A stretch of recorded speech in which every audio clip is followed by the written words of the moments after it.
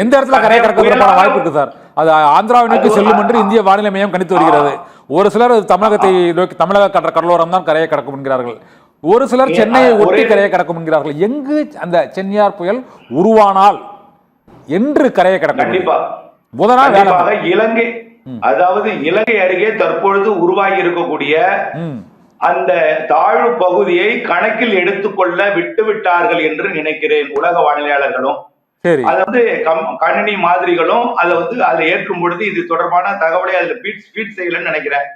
இப்ப இது உருவாகும் பொழுது இந்த நிகழ்வே அதை கிழக்கிலிருந்து மேற்கு நோக்கி ஈர்த்து தமிழ்நாட்டுக்கு மிக நெருக்கமாக வந்துதான் அது புயலாக உருவாகி வந்து, ஆனா கரையை கடக்கும் பொழுது காற்று பாதிப்பு இருக்கவே இருக்காது. ஒரு மண்டலமாகவோ ஒரு ஆழ்ந்த காற்றழுத்த தாழ்வு மண்டலமாகவோ, ஆனால் கரையை கடக்கும் போது ஒரு வெல்மார்க் லோ பிரஷரா தான், ஒரு தீவிர தாழ்வு பகுதியா தான் கரை கடக்கும். சரி, புயல் எப்ப சார் நேம் கொடுப்பாங்க? புயல் எப்ப அறிவிப்பாங்க? 24ஆம் தேதி டிப்ரெஷன், 25ஆம் தேதி டீப் டிப்ரெஷன், 26ஆம் தேதி சைக்ளோன். 26ஆம் தேதி சைக்ளோனாக அறிவிக்க வாய்ப்பு இருக்கிறது. 26 சென்னியார் புயல் உருவாகும். 26, 27, 28, 29 தமிழ்நாட்டின் கரையை நெருங்கி இருக்கும். தமிழ்நாட்டின் கரையை நெருங்கி இருக்கும். ஆனா கரையை கடக்குமா தமிழ்நாட்டுல? கரையை கடக்கும் பொழுது ஒரு காற்றழுத்த தாழ்வு பகுதியாகவோ ஒரு தீவிர தாழ்வு பகுதியாக தான் கரை கடக்கும். அது எந்த பகுதி சார்? எந்த பகுதியில கரை கடக்கும் தமிழ்நாட்டுல? சென்னை,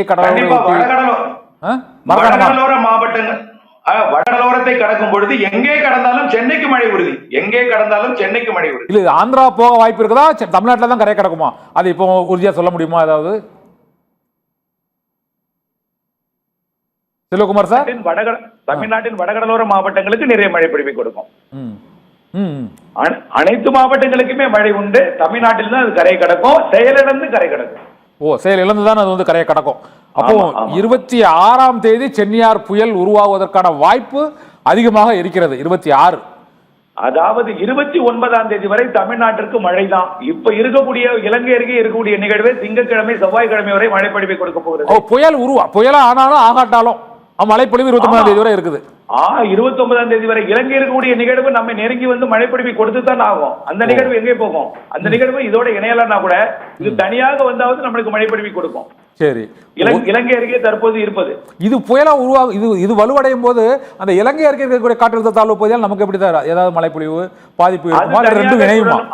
அது தனியாக சுடலும், இது தனியாக சுடலும். இது இலங்கை கடந்து தமிழ்நாட்டு இலங்கை கடந்து தமிழ்நாட்டின் கரையோரத்துக்கு வரும் என்று எதிர்பார்க்கப்படுகிறது. ஓகே, நன்றி சார்.